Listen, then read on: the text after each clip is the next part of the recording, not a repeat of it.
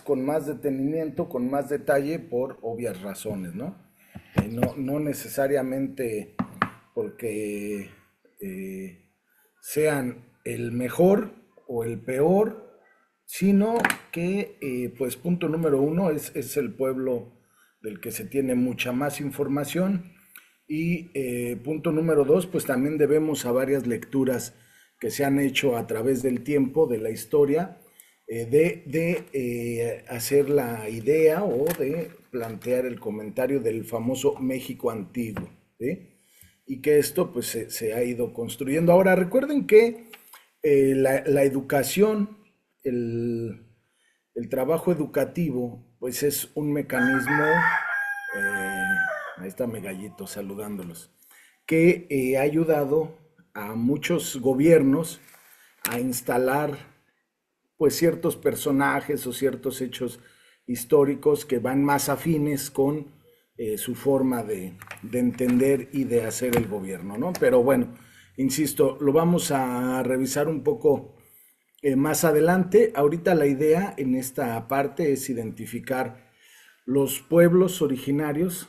Se estima que había más de 1000 pueblos originarios al momento de las conquistas. Ya también eso lo comenté con ustedes, cómo es preferible o de acuerdo a los hechos históricos, pues no fue una, sino que en lo que hoy conocemos como México, pues fueron varias las conquistas, ¿no?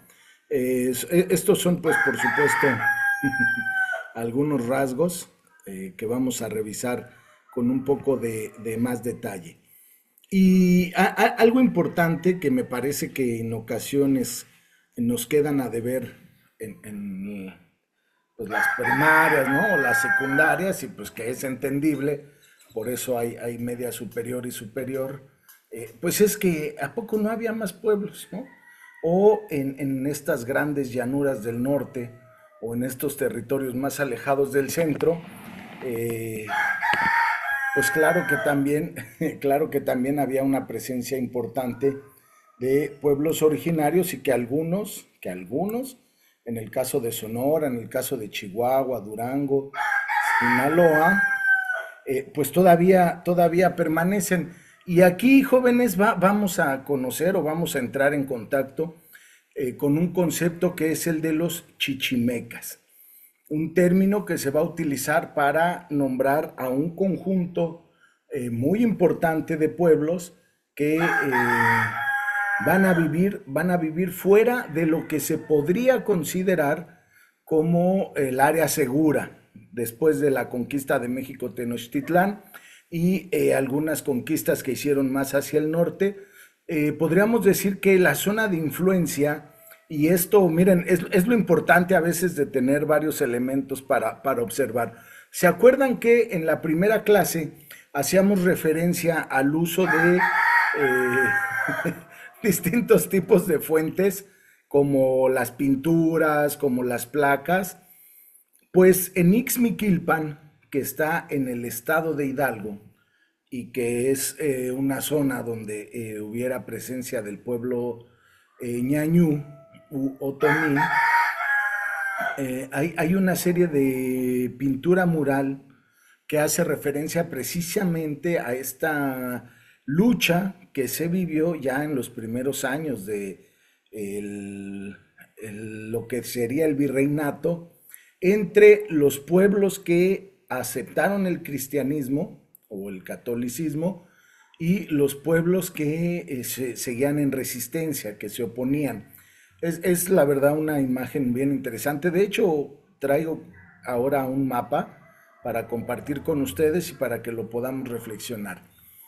Difícilmente, y creo que eso en algún momento de la historia de México debe cambiar, difícilmente les van a preguntar en su prueba sobre estos pueblos, ¿sí? O tal vez les pregunten solamente sobre los chichimecas, y el problema de utilizar estos términos de forma generalizada es como decir, no, pues son los indígenas o son las pirámides, ¿no? Porque le quitamos el sentido de pertenencia, el sentido de identidad a los pueblos. No es lo mismo una zona arqueológica del centro del país, no tiene la misma relación con la cosmovisión del pueblo que la construyó que en la zona maya, que en la Huasteca, en el occidente, ¿sí? O en Chihuahua, por ejemplo, hay una zona arqueológica, Casas Grandes, que también, Paquimé, perdón, Paquimé se llama, que pues tiene que ver con toda una tradición, con todo un pueblo que habitó ahí, ¿sí? Tenían una finalidad específica. Entonces, nosotros mencionar un concepto, pues rompe con las identidades, ¿no? Digo, esto pues ahí nada más para que ustedes lo tengan muy presente.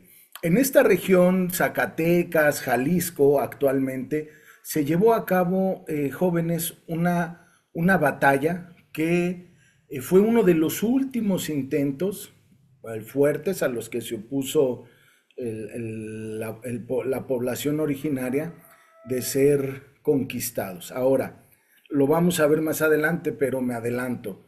Estos procesos de conquista no hubieran sido posibles sin los pueblos originarios, ¿sí?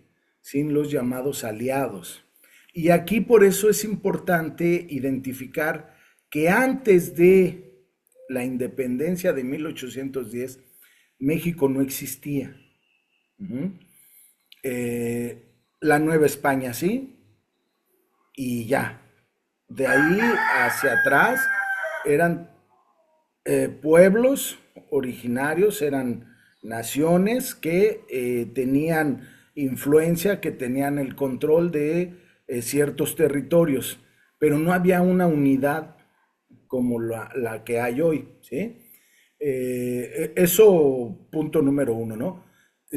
Miren, hay un ejemplo que, por supuesto, con sus características particulares, hoy esta compañera Claudia Sheinbaum, la presidenta, pues está convocando una reunión el domingo a los mexicanos, ¿sí? Ahora sí, si algún mexicano por beneficio personal o por beneficio económico decide aliarse con el presidente de Estados Unidos, ahí sí valdría la pena, pues está traicionando a la patria, ¿no?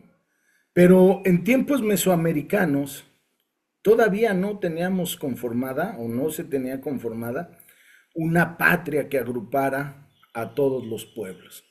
Por eso, cuando escuchamos que dicen, los tlaxcaltecas fueron traidores, posteriormente los purépechas, todos los aliados, ¿sí? A la hoguera de la historia, no, pues simplemente tenían una condición de ser aliados, que por supuesto su pericia, su conocimiento del territorio y de la guerra, pues ayudó en mucho al establecimiento de este nuevo orden, ¿sí? Esta guerra, como les digo, fue muy interesante y dentro de este término que se ha utilizado para llamar a los chichimecas, pues hay presencia de guamares, guachichiles, jonases, ¿no? Zacatecos, por ejemplo, aquí por la zona de Jalisco, había un pueblo que se llamaba Los Tecos, están los Birraritari, Nayeris, ajá, entonces, ¿por qué se les llamaba chichimecas? Porque era un término que se utilizaba para decir los que están fuera, ¿sí? Y dentro de esta concepción, que siguen con sus prácticas satánicas o idolátricas. Ahora, esto va a ser bien interesante, ¿eh? La concepción de el catolicismo para algunos va a ser el pretexto perfecto para cometer abusos y tropelías contra los pueblos, pero para otros, principalmente para los misioneros, los frailes, pues va a ser realmente una misión que ellos asumen como divina y que procuraron llevar a cabo por muchos medios. Hubo muchos frailes que también perdieron la vida, sobre todo en esta región del norte, fue donde más rebeliones, más ataques hubo, y por supuesto menos condiciones de seguridad, ¿no? Esa es una parte de la historia del país que muchas veces no conocemos, pero bueno, a mí yo en cuanto di con ella me llamó fuertemente la atención. Vamos a, si les parece bien, a revisar rápidamente. En Nayarit y Durango, como les digo, están los compañeros Odam, eh, el pueblo Birraritari y el pueblo Nayeri. También en muchas partes del país vamos a encontrar al pueblo Nahua o Náhuatl, ¿sí? Que va a ser principalmente de la zona centro del país. Acuérdense que ya todas estas expediciones o todos estos movimientos de conquista van a venir acompañados por tlaxcaltecas y otros pueblos de habla náhuatl que acompañaron a los conquistadores, ¿sí? Y que obviamente se asentaron ya en los distintos territorios. En el territorio actual de Coahuila, Nuevo León y Tamaulipas, pues como les digo, tendríamos que tener acceso a documentos especializados para poder identificar. Hay un pueblo que en la actualidad está vivo, el pueblo Kikapú, es un pueblo binacional. Esto quiere decir que tienen presencia en la parte sur de Estados Unidos y la parte norte de nuestro país. Tienen pues el paso, ellos no tienen esta situación. Bueno, en este momento no sé cómo estén, la verdad, pero en términos racionales de un gobierno, pues pueden tener ellos el paso de uno a otro estado sin ningún problema, ¿sí? Y los rayados que lo que nos dicen los especialistas, pues es que no necesariamente tienen relación con el equipo, ¿no? De fútbol soccer. Miren, el pueblo birraritari, que pues comúnmente se le conoce como los huicholes, y todos los pueblos originarios van a tener mitos de creación, lo que creo que ya lo platicábamos la semana pasada, que realmente van a darle una explicación a su existencia, ¿sí? Van a darle sustento a su forma de entender, forma de ver el mundo, y por supuesto esto también va a regir su religiosidad, las festividades que van a hacer, a qué animales van a considerar sagrados, qué animales van a considerar emisarios, ¿sí? Qué animales van a considerar como propicios para la cosecha, que otros les van a alertar para tener ciertas precauciones, y sobre todo también esto va a regular su relación con las plantas, con la flora, ¿sí? ¿Qué tipo de flora, si pueden, no pueden, etcétera, etcétera.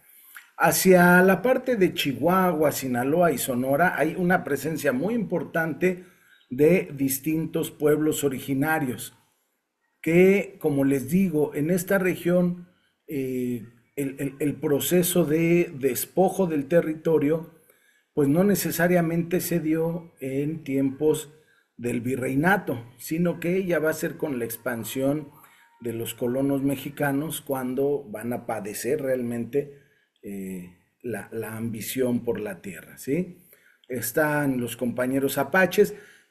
Con los apaches sucede algo similar a los chichimecas, también son un grupo, es un concepto que se utiliza para denominar a los grupos, me parece que son tres grupos, si no me equivoco, son los mezcaleros y los mangas rojas, el otro de verdad que se me está olvidando ahorita, pero también con presencia. Ahora, se les ha negado su reconocimiento, por supuesto, por las características de resistencia y de lucha que mantuvieron ellos sobre el siglo XIX principalmente, ¿sí?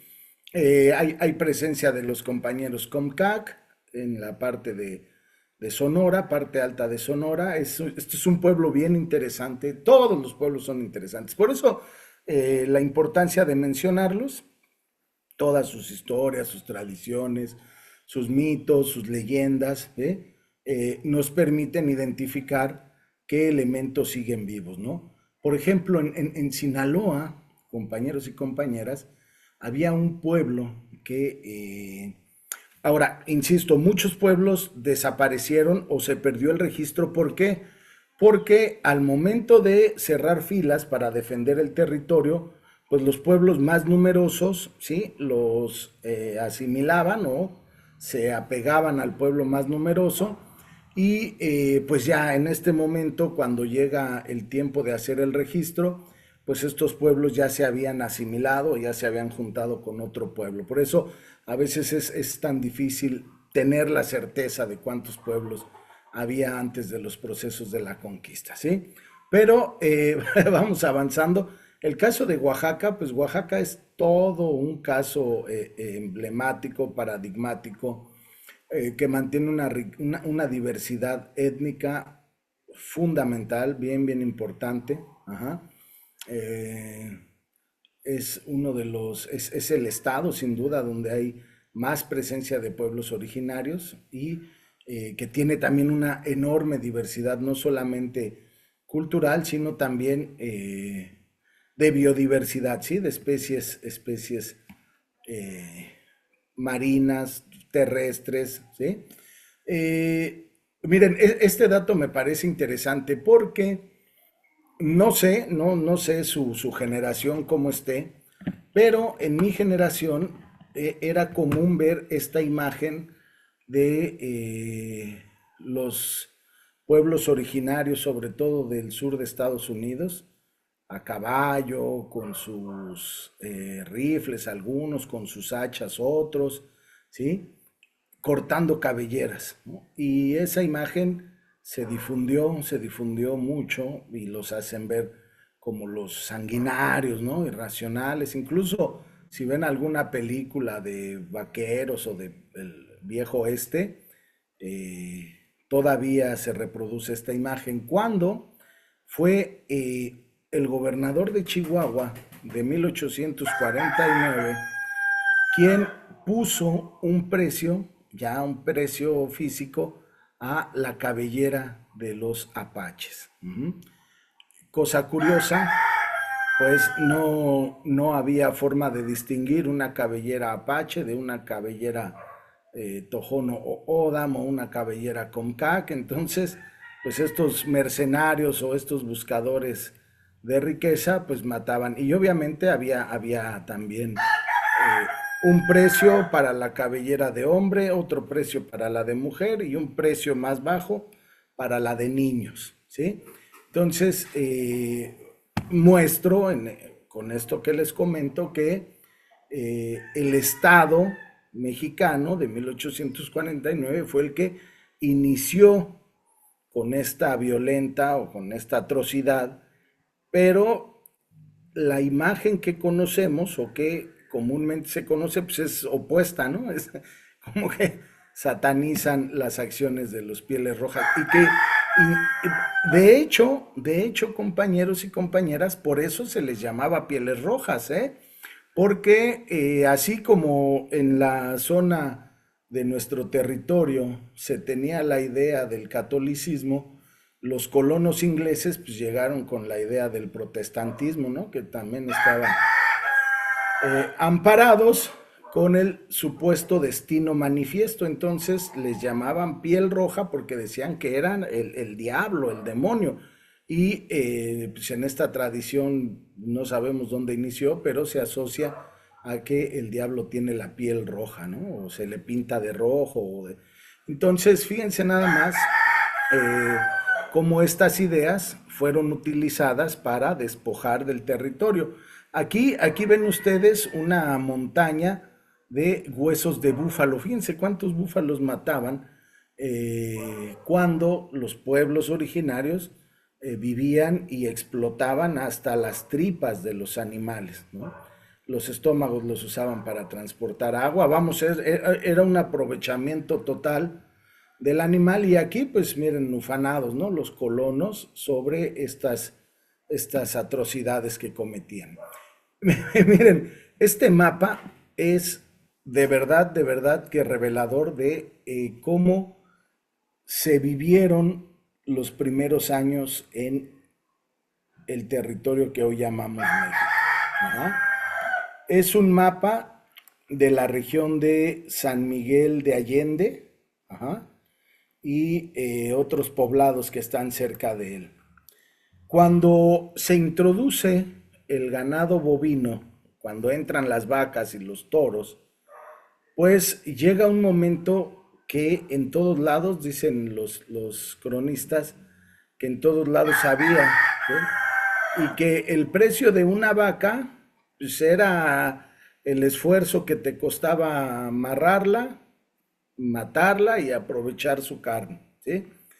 Ahora, ese testimonio o ese hecho pues puede quedar como un antecedente, pero los investigadores, ¿sí?, encontraron este mapa que no solo hace alusión a los trayectos, sino que nos permite ver la presencia de estos pueblos que yo les decía, ¿sí? Eh, los jonases o los guachichiles, ¿sí? Que de forma genérica llamaron, decíamos, como chichimecas. Ajá. Y el uso de soldados para transportar las cargas, ¿sí? Realmente este documento tiene un valor histórico muy, muy, muy grande porque si se dan cuenta acá en la esquina superior izquierda se alcanza a ver un conejo, un coyote, un venado, ajá, y es entonces dentro del mapita podemos ver pues visiblemente las vacas, ¿no? Con sus cuernitos, a los soldados que vienen con sus estas estructuras de metal, sus armaduras, vienen cargando sus arcabuces seguramente, pero por muchos lados hay aquí presencia de personajes con arco y con flecha. Aquí están ahorcando a uno, ¿sí? Aquí hay dos cabezas, una lectura de los investigadores apunta que pudieron haber sido dos frailes, si se dan cuenta que hay una misión que también, o bueno, ¿cómo le podríamos decir? Pues una iglesia, ¿sí? Un pueblo de misión. Aquí está la cruz, hasta arriba de la construcción, ¿sí? Estos pequeños presidios que se fueron construyendo para irle dando seguridad al aplazamiento, ¿eh? Vean cómo es distinta la construcción que marca una misión o una iglesia a un solo presidio. Ajá. Pero bueno, la verdad es que este mapa es bien interesante y ya les digo, ¿no? Pues ha sido un documento muy estudiado por diversos especialistas que en este caso, pues me parece que nos ayuda a identificar algunos elementos de cómo se vivía en ese tiempo, ¿sí? Y que obviamente, pues estos elementos van en concordancia con algunas crónicas, algunos testimonios. Y bueno, ya de ahí, pues ha derivado mucho de lo que hoy nos distingue, ¿no? Culturalmente hablando. Muy bien. ¿Alguna duda, alguna pregunta, compañeros? Creo que no. No, perfecto. Déjenme, es que no cerré hace ratito el WhatsApp y está sonando. Ya lo cerré. Muy bien. Entonces, vamos a entrar, si les parece bien, a revisar eh, el origen de los mexicas. ¿Por qué el origen de los mexicas? Insisto, porque se asientan en el área pues, central del territorio. Es, por supuesto, el pueblo del que se cuenta con muchísima información. Y eso sí, no lo podemos dejar de mencionar. La conquista o la caída de México Tenochtitlán va a ser un punto de quiebre, un parteaguas para la historia del territorio, ¿sí? Para todo lo que estaba por venir más adelante. Ahora, algo muy, muy, muy interesante de estos pueblos, de los pueblos originarios, es que su leyenda o su historia, su tradición, está muy relacionada con el mito. Ujú. No se identifica muy bien dónde el mito deja de ser mito y se convierte en historia, o donde la historia deja de ser historia y se convierte en mito. Sí, es algo bien interesante. Entonces, hay dos hipótesis. La primera es que nos dice que los mexicas eran parte de los chichimecas, un grupo más, que pues esta condición de seminómada o de nómada les permitió perfeccionar sus eh, habilidades guerreras y que por eso llegaron a ser tan efectivos, ¿no? En el arte de la guerra, o bueno, pues no sé si sea un arte, pero en la guerra. Y la segunda es esta historia, que es también, hay que decirlo, la que tiene más peso, la que tiene más validación, que son los mexicas, una de las 7 tribus que salen de un lugar llamado Aztlán, eh, que significa lugar de garzas, y que anduvieron peregrinando por órdenes de su deidad tutelar, Huitzilopochtli, quien les iba diciendo, sí, pues precisamente Mexica Tiahui, ¿no? Ahí el director, nuestro director, les puede dar más contexto de este hecho, ¿sí? Lo cierto es que, de acuerdo a esta versión, los mexicas son los últimos en salir de Aztlán y si se dan cuenta, estos pueblos que salieron también de Aztlán, igualmente se van a asentar en la zona centro y van a ocupar territorios muy cercanos, ajá, a lo que hoy es la Ciudad de México, donde levantaron o donde se construyó Tenochtitlán. Ujú. Hay algo interesante con Tlatelolco y Tenochtitlán, pero más adelante lo vamos a ver. En esta revisión, van en peregrinación los mexicas y reciben la revelación de ser tributarios o asentarse en Culhuacán con el señor de los Culúas y ahí van a quedar algún tiempo, reciben en el adoratorio que ellos tenían para Huitzilopochtli, entregaban ofrendas, acuérdense de esta tradición mesoamericana de ofrendar a las deidades y en una ceremonia a Huitzilopochtli los culúas se burlan de ellos y les avientan suciedad, ¿no? Pues pudiera ser excremento, popó, orines, la basura de la comida, ¿no? Algo que incluso asombró a algunos españoles eran los hábitos higiénicos que tenían. No lo podemos asegurar, pero sí hay constancia de que pues tenían hábitos mucho más higiénicos que los europeos, ¿no? Esta afrenta, pues molesta a Huitzilopochtli y le dice al gobernante, ¿sabes qué? Vas a pedir a la esposa del señor de Culhuacán, a su hija, le vas a decir que te quieres casar con ella y pues vas a ir a desollarla, etcétera, etcétera.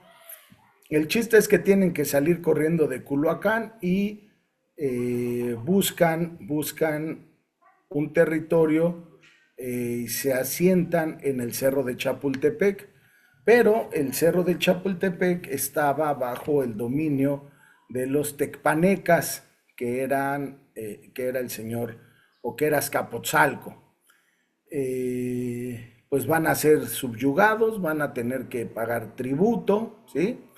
Y el señor de Azcapotzalco estaba en una constante lucha con el señor de Texcoco y va a utilizar al pueblo mexica como su ejército, ¿sí? Como su arma, como su brazo derecho en la guerra.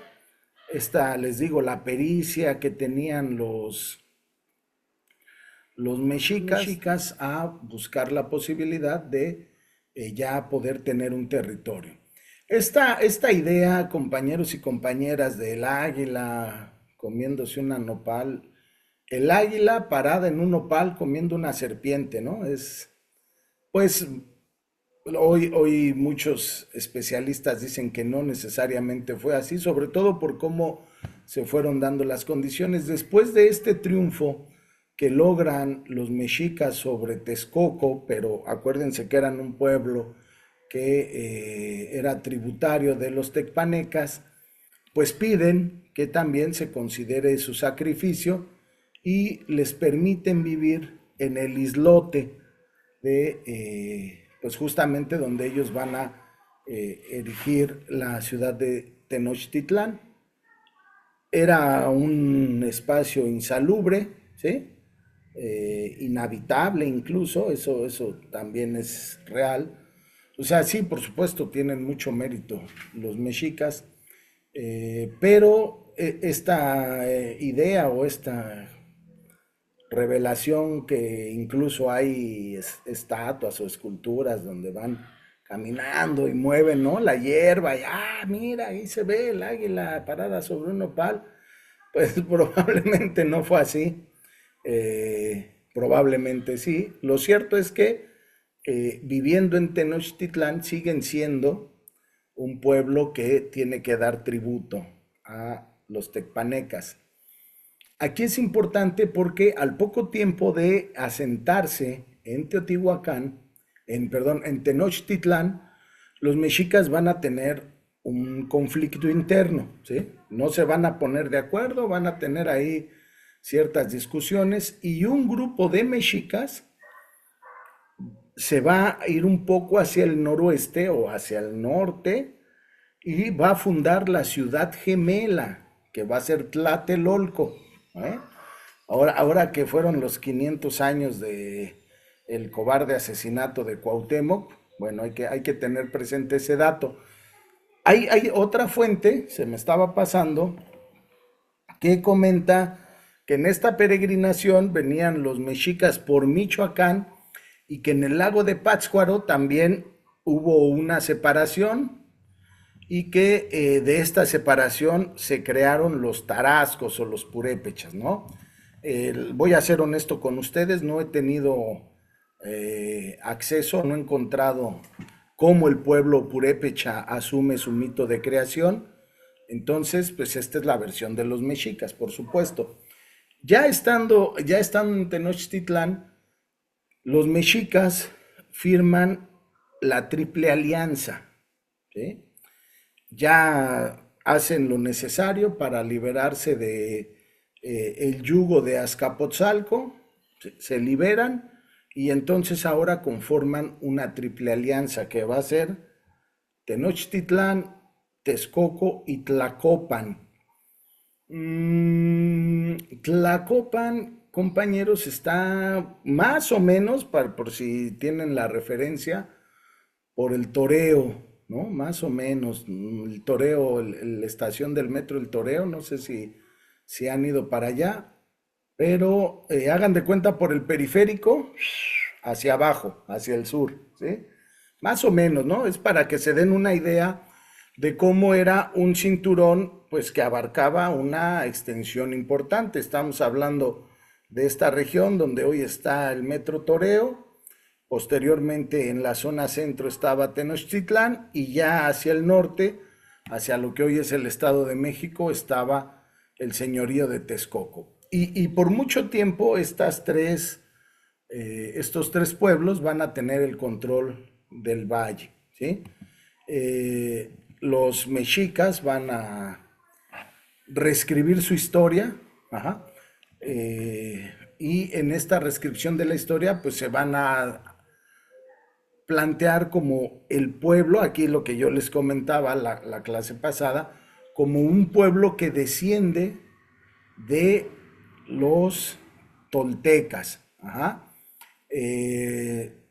Se dice que modificaron muchos documentos históricos para que un pueblo, porque creció el pueblo de forma muy, muy, muy relevante, llegaron a tener muchas instituciones, muchas áreas del gobierno que regulaban la vida social Incluso los estudiosos de los procesos de conquista, pues dicen que en la zona centro, gracias a a esta estructura política de los mexicas, pues no les costó mucho trabajo poner escuelas, poner cuarteles, ¿sí? Que la gente fuera disciplinada, porque realmente ya vivían con estas prácticas, ¿no? Con estas condiciones.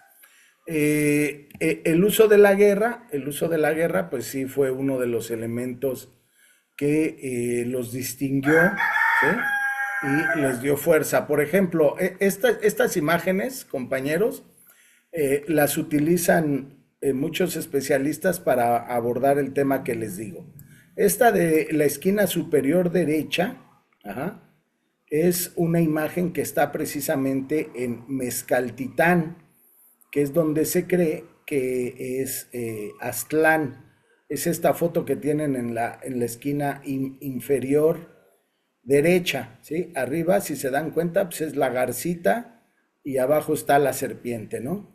Ya aquí donde dice el verdadero escudo nacional, pues también no sabemos si es verdadero, pero lo que tiene el águila en el pico hace referencia al Atlachinoli, que es el fuego y el agua. Ajá.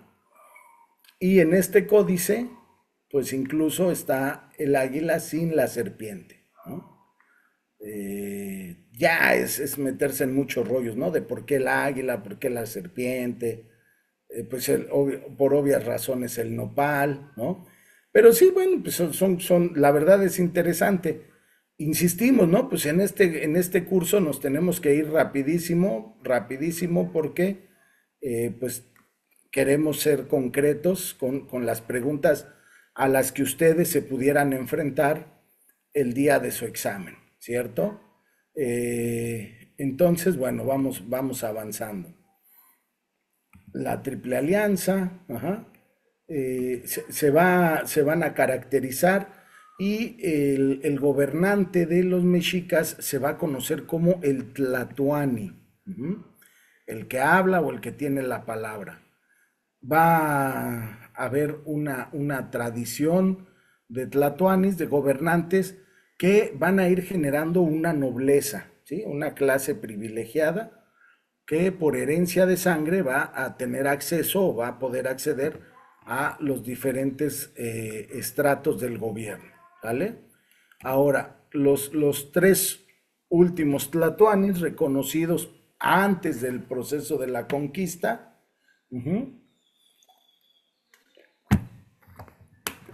y que pudieran ser pregunta de examen, compañeros, es Moctezuma Xocoyotzin, Cuitláhuac, quien va a reorganizar al ejército. De hecho, estos programas gringos, no me acuerdo si es History o cuál, tienen una serie que se llama Las grandes batallas de la humanidad, y hay un episodio donde relata esta reorganización del ejército mexica bajo las órdenes de Cuitláhuac, y que fue cuando logran sacar a los españoles, a los europeos, a los aliados de Tenochtitlán, ¿no? Pero ahorita vamos rápido para allá. Y el último emperador antes de la conquista, o el último gobernante, ¿sí? Más bien, el último gobernante, pues va a ser Cuauhtémoc, ¿sale? Les digo, este puede ser pregunta de examen. La historia de los mexicas se reescribe con los hermanos Moctezuma el Huicamila y Tlacaelel, ¿sí? Es aquí donde ellos ya se van a asumir como descendientes de los toltecas, un pueblo que desciende de los grandes pensadores, de los grandes sabios, ajá. Eh, Realmente aspectos interesantes, ¿sí? ¿Qué factores, cuando hablamos de la conquista, qué factores podemos considerar, ¿sí? Obviamente vivimos en un universo que está relacionado. Ujú. Hasta antes 1492, pues no estábamos muy enterados o no estaban enterados los habitantes de los distintos continentes de muchas cosas que sucedían en otras latitudes, ¿no? Como hoy lo estamos. Pero ya se estaban desarrollando distintas tecnologías que iban a permitir al ser humano surcar los mares, ¿sí? Salir a navegar los mares. Bien, antes de esto, eh, para cerrar el tema de los pueblos originarios, se consolida el gobierno mexica como una fuerza importante en la zona centro. Jamás no intentaron hacer un pueblo tributario a los purépechas, no lo lograron, con los tlaxcaltecas no lo lograron, pero sí lograron tener una extensión territorial muy importante, ¿no? Por aquí siempre las imágenes pues nos ayudan un poquito a comprender un poco más, ¿no? Fíjense, vean nada más la presencia del pueblo mexica, ¿no? Pues prácticamente conectó el Golfo de México con el Océano Pacífico y todavía llegaba a esta región de Chiapas que se conoce como el Soconusco, pasando por Oaxaca, ajá, el actual estado de Tabasco, ¿sí? Entonces, realmente tuvo una expansión muy grande. Por obvias razones, muchos pueblos que eran tributarios de los mexicas, cuando llegan los europeos, pues comienzan a simpatizar creyendo genuinamente que les iban a quitar este yugo, ¿no? Este control que tenían sobre ellos. Y aquí hay algo interesante, fíjense, cuando yo iba a la escuela, todavía cuando tenía yo creo que su edad, aún los maestros pues no sé, los especialistas, pero pues, mis maestros hablaban por ellos, yo creo, nos decían que cuando Moctezuma Xocoyotzin se entera que llegan estos barcos, se imagina o cree que es el regreso de Quetzalcóatl, ¿no? El dios mítico que platicamos la vez pasada. Y así, ¿no? Pues muchas veces esa era la versión que nos daban de por qué se había logrado la conquista, porque pues creían que habían regresado las deidades o la deidad tutelar y entonces había que darle todo. Sin embargo, lo que también platiqué con ustedes en la primera sesión, todas las generaciones, todos los momentos históricos van teniendo relecturas y van teniendo nuevas significaciones. Hoy algo que muchos especialistas, historiadores han identificado es en el uso de la mentira, el uso de la palabra, ¿sí? Las prácticas que se tenían en la guerra. En las guerras floridas, el objetivo no era matar al enemigo o al contrincante, el objetivo era capturarlo para poder ofrecerlo en sacrificio. Pues obviamente los españoles y los aliados ya con una sensibilización sobre lo que era la guerra, pues no tenían esta visión, los mexicas sí, y entonces pues ahí se rompía la inercia de una guerra florida. Y la mentira, el uso de la mentira, compañeros y compañeras, fue fundamental para que los pueblos creyeran a Cortés, le dieran su confianza y después los traicionara. ¿Sí? Entonces, pues hoy pudiéramos decir, ay, ¿cómo crees la mentira? Bueno, pues porque ya hemos asumido esta práctica muchas veces dentro de nuestras relaciones sociales, ¿sí? Pero no siempre fue así. Este titubeo o esta duda que pudo haber tenido Moctezuma Xocoyotzin, pues para algunos todavía se sostiene, otros les digo no tanto, ¿sí? No tenían la misma concepción sobre el oro o sobre las piedras o sobre ciertos metales preciosos que de la que sí se tiene hoy. Ajá. Entonces, el pueblo mexica, por supuesto, tiene un mérito de haber resistido, haber logrado reorganizarse bajo las órdenes de Cuitláhuac, haber expulsado a los conquistadores, pero pues el destino, compañeros, ya estaba escrito y creo que ya esta parte la podemos revisar con más calma la siguiente sesión.